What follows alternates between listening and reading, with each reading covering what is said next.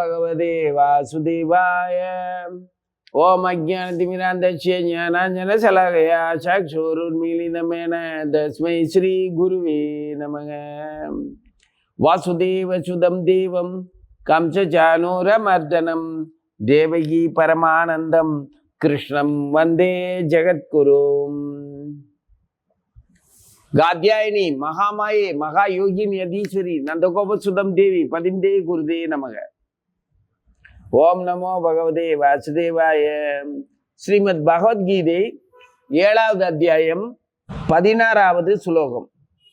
அர்ஜுனா, துயரம் அடைந்தவன், ஈஸ்வர தத்துவத்தை அறிய விரும்புகின்றவன், பொருளை விரும்புகின்றவன், பகவத் தத்துவ ஞானம் பெற்றவன் என்று புண்ணியசீலர்களான மனிதர்கள் 4 வகையில் என்னை வழிபடுகின்றார்கள். இதுக்கு முந்தின ஸ்லோகத்துல 4 பேர் என்னை வணங்க மாட்டாங்கன்னு சொன்னாரு. பாப செய்கையுடையவர்கள் என்னை சரணடைவதில்லை அப்படின்னு சொல்லியிருந்தார். அந்த பாவ செய்கைகள் என்னென்னு பார்த்தோம்னா, மூடர்கள், மனித பதர்கள், மாயையால் அறிவிழந்தவர்கள், அரக்கத்தன்மை கொண்டவர்கள்னு 4 வகை. மொத்தத்துல பாவ செய்கை உடையவர்கள் அப்படின்னு சொல்லிட்டார். அது ஒருத்தன்தான். அந்த ஒருத்தன்ட்ட உள்ள 4 வகை குணங்கள் என்ன அப்படின்னா, முட்டாளா இருப்பான், எதுக்குமே பயன்படாத பதராக இருப்பான், கலையா இருப்பான், மாயையினால அறிவை இழந்திருப்பான், அரக்கத்தன்மை கொண்டவனா இருப்பான், முரட்டு சுபாவம் உள்ளவனா. இது எல்லாமே சேர்ந்து ஒருத்தன்தான். ஒரே ஒரு பாவ செயல். இந்த 4 செய்கையுமே பாவ செயல்கள். இந்த செயல்கள்ல விருப்பம் உள்ளவர்கள் அப்படின்னு சொல்லிட்டாரு. அடுத்ததுல 4 பேர் என்ன வணங்குவான்னு சொல்றாரு. இந்த 4 பேர் யாருன்னா 4 வகையான வெவ்வேறு மனிதர்கள் கிடையாது. இதுல துயரம் அடைந்தவன், ஈஸ்வர தத்துவத்தை அறிய விரும்புகின்றவன், பொருளை விரும்புகின்றவன், பகவத் தத்துவ ஞானம் பெற்றவன் அப்படின்னு சொல்றாரு. துயரம் அடைந்தவன் அப்படின்னா என்ன துயரம் அடைந்திருப்பான்? அவன் அடைந்திருக்கிற துயரம் என்னது? துயரம் அடைஞ்சதுனால பகவான் கிட்ட வந்து துயரம் தீர்ந்ததுக்கு அப்புறம் அடுத்து ஈஸ்வர தத்துவத்தை உணர்ந்துக்கிறானா? ஈஸ்வர தத்துவத்தை உணர்ந்ததுக்கு அப்புறம் பொருளை விரும்புவானா? பொருளை விரும்பினதுக்கு அப்புறம் அவன் ஞானத்தை விரும்புவானா? அப்படி படிப்படியா முன்னேறுவானா? அந்த மாதிரி நாம கடந்து வந்திருக்கோமா? நாம கிருஷ்ணரை வணங்குறோம், நம்மளை பத்தி நினைச்சு பார்ப்போம். நாம துயரம் அடைஞ்சிருக்கோமா? இல்ல துயரத்தை கடந்துட்டோமா? இல்ல துயரத்தை தீர்த்துட்டோமா? இல்ல நமக்கு துயரமே இல்லாத நிலைக்கு வந்துட்டோமா? அப்படிலாம் ஒண்ணும் இல்லை. எதை துயரம்ங்கிறோம்? நாம எதையெல்லாம் அடைய விரும்புகின்றோமோ அதெல்லாம் நமக்கு அடைய முடியாதபடி அரும்பாடா பட வேண்டிய நிலைமை இருக்கும்போது அது துயரம்னு சொல்லுவோம். நம்மன்னு இல்லை, உலகத்துல இயற்கையாவே மனித ஜீவர்கள் தங்கள் எதை அடைந்து அனுபவிக்கணும்னு விரும்புகிறோமோ, அடைந்தே தீர்வேன்னு விரும்புகிறோமோ, அதுக்கு நம்ம பாடுபடுறதுக்கு ஏற்படுற தடைகளும் களைப்பும் சிரமங்களும், பாடுபடுறதுனால ஏற்படுற அந்த சுமைகளும், அதனால மற்ற ஜீவர்களோட நமக்கு இருக்கக்கூடிய போராட்டமும், இதெல்லாம் சேர்ந்து துயரம்னு சொல்றது. அந்த துயரம் அடைந்தவன் பகவான் கிட்ட போய் என்ன சொல்லுவான்? எனக்கு துயரத்தை தீர்த்து விடுங்க, இந்த துன்பத்துல இருந்து என்னை காப்பாற்றுங்க அப்படின்னு சொல்லுவான். அப்படி பகவான்கிட்ட இருந்து அப்படி சொன்னோம், இவனுக்கு துன்பமே எதனால வருது? இவனுக்கு இல்லாதத, நமக்கு இல்லாதத நாம அடைந்தே தீர்வோம்னு போராடும் போது துன்பத்துக்கு ஆளாகிறோம். அந்த போராட்டத்துல சக உயிர்களையும் சக மனிதர்களையும் சொந்த பந்தங்களையும் ஒன்று உதவிக்கு கூப்பிட்டுக்குவோம், அல்லது உபத்திரவம்னு சொல்லி பழிச்சு விலக்கி விடுவோம். உதவிக்கு கூப்பிட்டோம்னா அவங்கள நீங்க பராமரிக்கணும். வேலைக்காரனை வச்சுக்கிட்டீங்கன்னா வேலைக்காரனுக்கு சம்பளம் தர வேண்டாமா? பராமரிக்கணும், அவனை சுமக்கணும். சரி, சுமக்க மாட்டேன், யார் உதவி எனக்கு தேவையில்லை அப்படின்னா நமக்கு சொந்த பந்தமா இருக்கிறவங்க அத்தனை பேர்கிட்ட இருந்து விலகி இருக்கணும். விலகி இருக்கிறதுனால அவங்களுடைய பரிகாசமோ அல்லது பரிவு காட்டாத தன்மையோ ஏதோ ஒன்றை நம்ம சந்திக்க வேண்டியது இருக்கும். அப்போ அது வந்து எதிர்வினைகளை தரும். அப்போ அது துயரமாக தான் இருக்கும் இல்லையா? அப்போ இந்த மாதிரியான துயரங்கள்லாம் இதுக்கு பகவான் என்ன செய்வார்? ஏன்னா நம்ம எதை அடைய விரும்புகிறோமோ அது பகவான் கிட்ட இல்லை. ஏன்னா அவர் எல்லா ஜீவர்களுக்குமே அதை கொடுத்துட்டாரு. எத? சுதந்திரத்தை, இந்த ஜட உலகத்தை வழங்கிட்டாரு. அதை நிர்வாகம் பண்றதுக்கான ஒரு மேலதிகாரியை நியமிச்சிட்டாரு. துர்கா, பிரகிருதி, இயற்கை. அதுக்கு பராமரிக்கிறதுக்கு மற்ற பல்வேறு காரணிகள், காற்றும் தண்ணியும் மூலிகையும் உணவும் எல்லாமே கொடுத்துட்டாரு. ஔஷதங்கள்ல இருந்து அத்தனையுமே தன்வந்திரியா வந்து வேண்டிய ஔஷதம் கொடுத்துருக்கிறாரு. அதே மாதிரி ஒவ்வொரு வகையிலையும் அவர் விவசாயம் பண்றது எப்படி, புனித நீராடுறது எப்படி, பக்தி பண்றது எப்படி, அரசு நிர்வாகம் பண்றது எப்படி, ஒரு தொண்டனா இருக்கிறது எப்படி, அப்படிங்கிறது எல்லாத்தையுமே அவரே வந்து வாழ்ந்து காட்டி நடத்தி காட்டி இருக்கிறார். தர்மம் சாட்சாத் பகவத் பரிணீதம். அந்த மாதிரி வாழ்ந்து காட்டி இருக்கும்போது அப்போ அவர் சொன்னதை விட்டு போட்டுட்டு எதுவுமே புரியாம நாமளா ஒரு இலக்கை நிர்ணயம் பண்ணிட்டு அதை அடைஞ்சே தீர்வுன்னு துயரப்பட்டா அந்த துயரத்துல இருந்து எப்படி அவர் காப்பார்? அந்த துயரத்துக்காக அதை அடைஞ்சே தீர்வோங்கிறதுக்காக நாமளே மற்ற ஜீவர்களுக்கும் இயற்கைக்கும் எதிராக நம்ம போராடுறோம். ஒன்று அபகரிக்கவோ அல்லது அவங்கள பயன்படுத்திக்கிறதுக்கோ போராடுறோம். அந்த போராட்டத்துல நாம மட்டும் கிடையாது, நம்மள மாதிரி போராடுற அவனுக்கும் அவர் தான் கடவுள். நீங்க நம்ம நாயோட சண்டை போட்டோம்னா நாய்க்கும் கடவுள் அவர் தானே. அப்போ அவர் நாய்க்கு சாதகமா இருப்பாரா, நமக்கு சாதகமா இருப்பாரா? ரெண்டு பேருக்குமே சாதகமா இருக்க மாட்டாரு, பாதகமாகவும் இருக்க மாட்டாரு. ஏன்னா அந்த பொறுப்புல இருந்து அவரு விலகிட்டு அதுக்கான ஆட்களை நியமிச்சிருக்கிறாரு. பிரகிருதி, இயற்கை இருக்கா, 33 கோடி தேவர்கள் இருக்காங்க. நமது முன்வினைக்கு தகுந்த மாதிரி பலன்களை தர்றதுக்காக எத்தனையோ தெய்வங்கள் இருக்காங்க. நம்ம குலதெய்வம் இருக்காங்க, ஆச்சாரியர்கள் இருக்காங்க. சாதாரண உணவு கூட நமக்கு ஒவ்வாத நேரத்துல தகாத அளவுக்கு, கொள்ளாத அளவுக்கு அதிகமா சாப்பிட்டுட்டோம்னா அந்த உணவும் நம்மளை பாடாப்படுத்ததான் போகுது.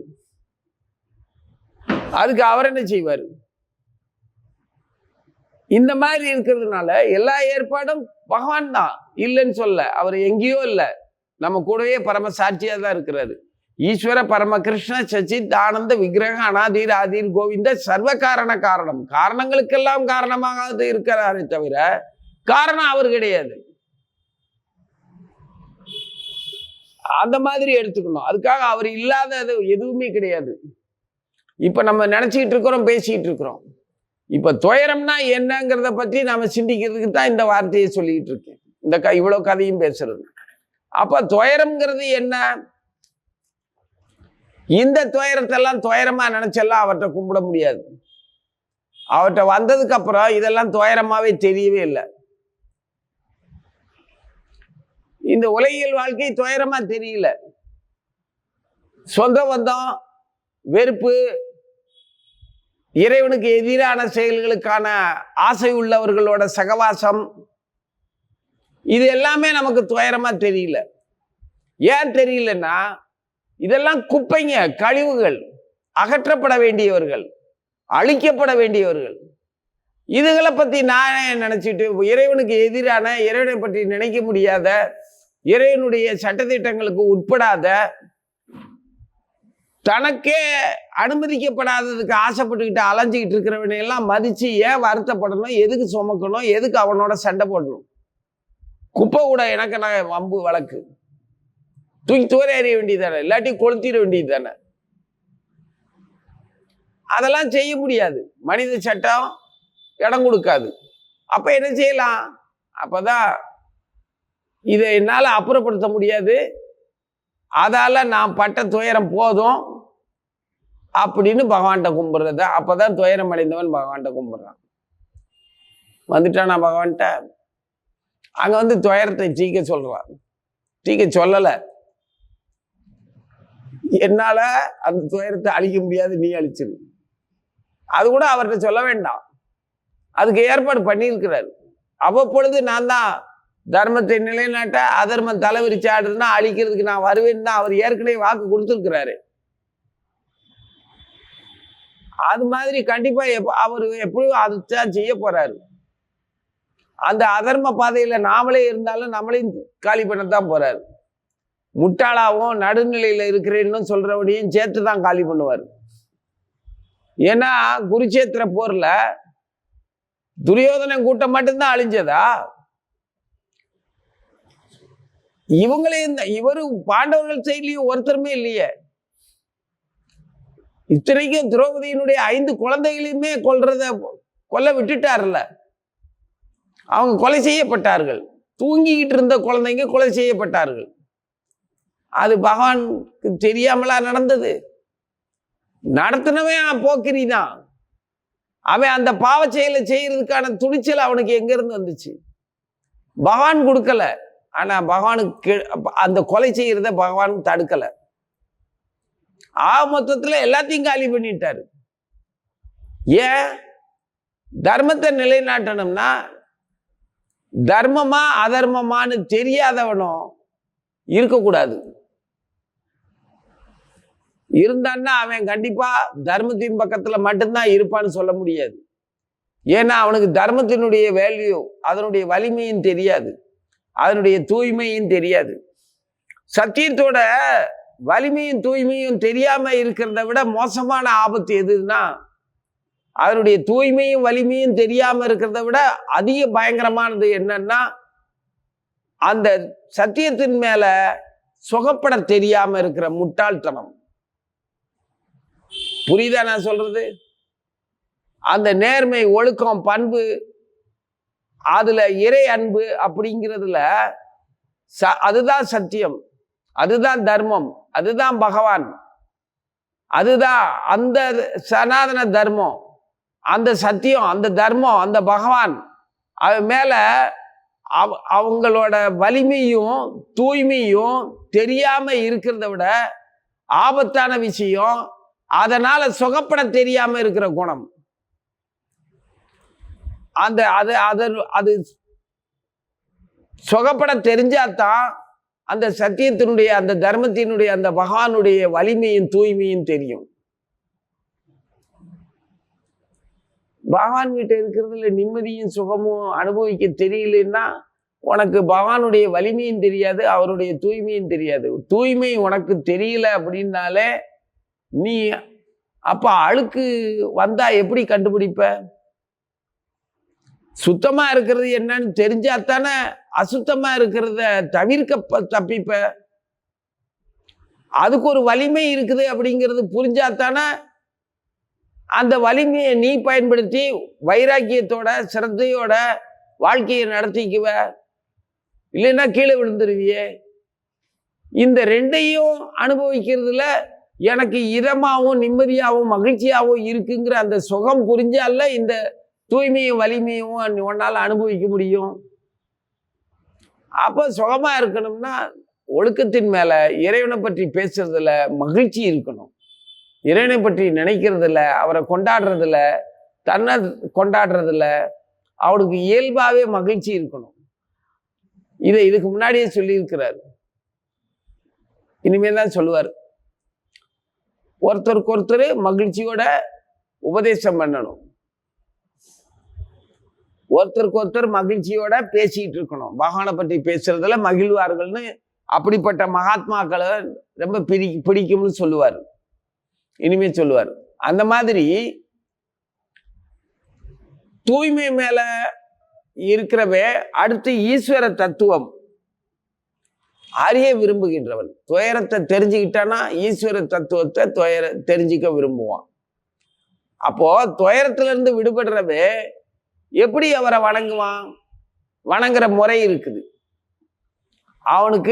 அவனுக்குன்னு வழிபாட்டு முறைகள், விக்கிரக ஆராதனை, அவனுக்குன்னு ஒரு வகையா வழிபாட்டு முறைகளையும் விக்கிரக ஆராதனையே சொல்லி கொடுத்துருக்குறாங்க.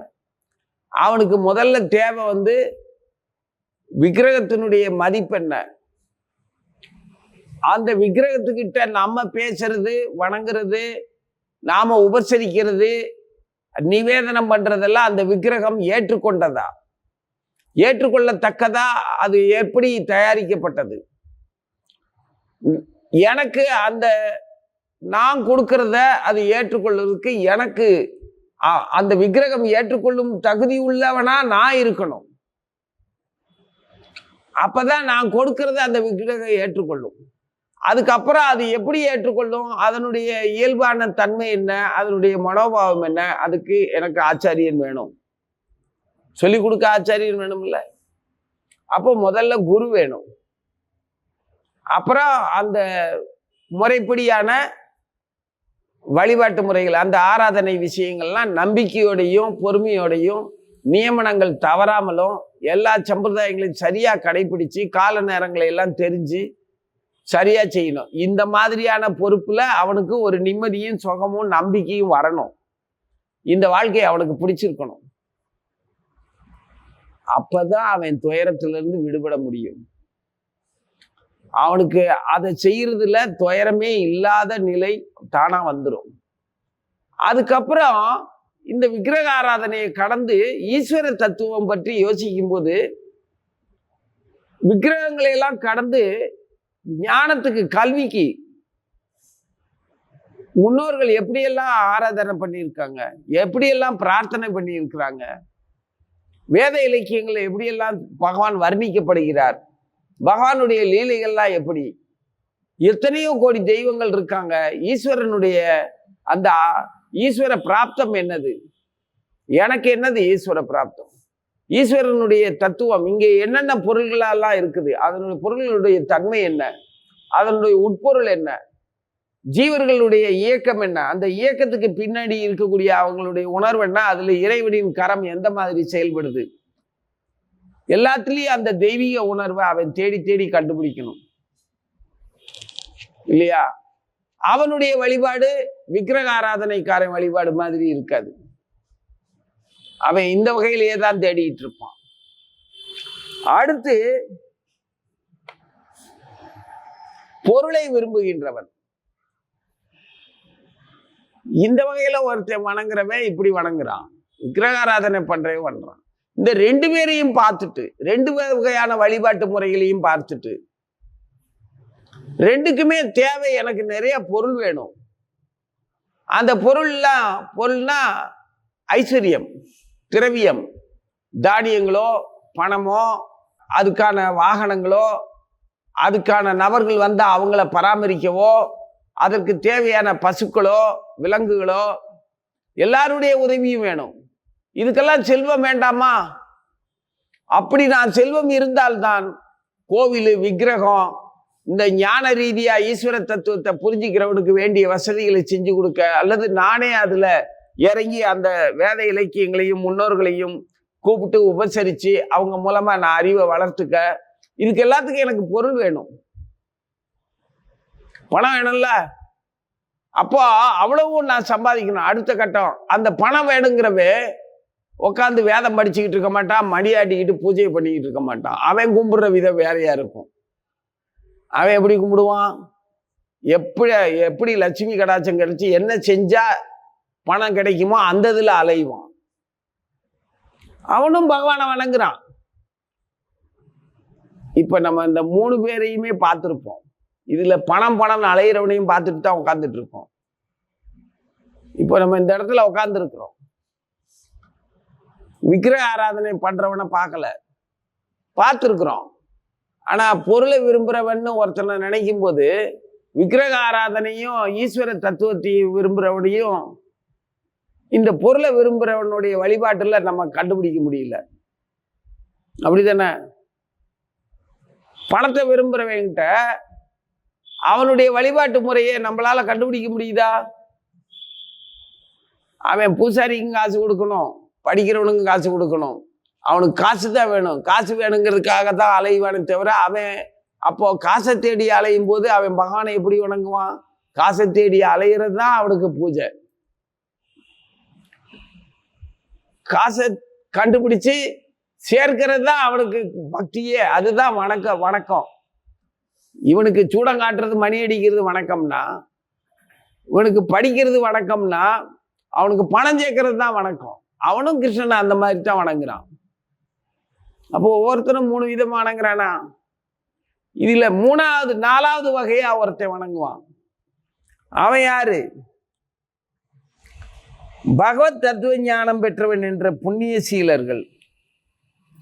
பகவத் தத்துவ ஞானம் இந்த முந்தின 3 வழியில வழிபடுறவங்க எல்லாரையுமே பார்த்துட்டு, வழிபடாதவனையும் பார்த்துட்டு, வழிபடாத அந்த 4 பேர் இருக்கான்ல அவனையும் பார்த்துட்டு, தன்னையும் பார்த்துட்டு, பகவானையும் பார்த்து பூரணமா தெரிஞ்சவை, அமைதியானவன், பக்தியில நிலை பெற்றவன், தன்னையும் மற்ற உயிர்களையும் பகவானுடைய தொண்டுக்கு ஈடுபடுத்துறதுக்கு முயற்சி செய்கிறவன், ஈடுபடுத்துகின்றவன். அதே சமயத்துல இந்த பக்தி பாதைக்கு இடைஞ்சலா இருக்கிறவங்கள பகவான் அப்புறப்படுத்துறதையும் பார்த்து ரசிக்கிறவன். அப்புறப்படுத்தப்பட்டவனும் வீணா போகல, அவனும் பகவானோட ஐக்கியமாகறாங்கிறதையும் பார்த்தவன். அப்போ அவனுக்கு கெட்டவன் எவனுமே கிடையாது. எவனை சம்ஹாரம் பண்றாரோ அவன் எங்க போறான்? பக்தன் பகவானுடைய திருவடி அடைகிறானோ இல்லையோ, அந்த அயோக்கிய பைய பகவானுடைய சக்தியில கலந்துடுறான், ஒண்ணுமில்லாம போயிடுறான். ஆனா உள்ள பத்திரமா இருக்கான். அப்படிதானே அர்த்தம்? அப்ப நாமளும் அப்படி பண்ணிடுவோமா? அயோக்கியனா ஆயிட்டோம்னா பகவான் நம்மளை கொண்டுட்டு அவன் கூட சேர்த்துக்குவான்ல. அது நமது இயல்பு கிடையாது. ஏன் அப்படின்னா அவன் பக்தனா ஆகல, அவன் பத்திரப்படுத்தி வச்சிருக்கிறான். பகவான் அவனை ஏத்துக்கல, பத்திரப்படுத்தி வச்சிருக்கிறாரு. என்ன ரொம்ப சும்மா போற வரவன் எல்லாம் வம்பளுத்துக்கிட்டு இருக்க அப்படின்னு சத்துரு படகுல போட்டு தூக்கி உள்ள உட்கார வச்சு பூட்டிட்டாரு. அவ்வளவுதான். அவன் பகவானுடைய பொறுப்புக்குள்ள போயிட்டான் அப்படின்னு நம்ம நினைச்சோம்னா அது எப்படி? சிறைச்சாலையில சிறை கைதியா இருக்கிறவனும் காவல் அதிகாரியா இருக்கிறவனும் 2 பேருமே சிறைச்சாலையிலேயே இருக்காங்க. 2 பேரும் ஒண்ணாயிர முடியுமா? என்ன அந்த மாதிரி. ஆக மொத்தத்துல பகவத் பூரண ஞானம் பெற்றவர் அப்படிங்கிறத தனியா சொல்றார். இந்த 4 பேரையுமே 4 வகையான வழிபாட்டையுமே அவர் சொல்றது புண்ணிய சீலர்கள்ன்றார். இந்த 4 பேர் யாரு? பகவத் ஞானம் பெற்றவன், பொருளை விரும்புறவே, துயரத்துல இருந்து விடுபட விரும்புறவே, ஈஸ்வர பிராப்தத்தை பத்தி தெரிஞ்சவன். எல்லாருமே 4 பேருமே என்னுடைய பாக்கியம் பெற்றவர்கள், சிறந்தவர்கள் தான் சொல்றார், புண்ணிய சீலர்கள்ன்றார். இந்த 4 வகையான மனிதர்கள் என்னை வழிபடுகின்றார்கள் அப்படின்னு சொல்லிட்டு அடுத்து இன்னொரு தடவை மறுபடியும் இவங்களையே திரும்ப வலியுறுத்தி சொல்றதோட, எல்லோரும் எனக்கு சமமானவர்கள், எனக்கு எல்லாரையுமே நான் சமமா தான் பார்க்கிறேங்கிறதையும் சொல்லுவாரு. சமமா பார்க்கிறேங்கிறது சொல்றதுக்குள்ள எப்படி அவர் சமமா பார்க்கிறார்? அப்போ ஆராதனை பண்றவே, துயரத்துல இருந்து விடுபட விரும்புறவே, பொருளை விரும்புறவே, எல்லாத்தையுமே நான் சமமா தான் பார்க்கிறேன்னு சொன்னா எந்த வகையில சமமா பார்க்கிறாருங்கிறத நம்ம இனிமே பார்க்கணும். ஓம் நமோ பகவதே வாசுதேவாய.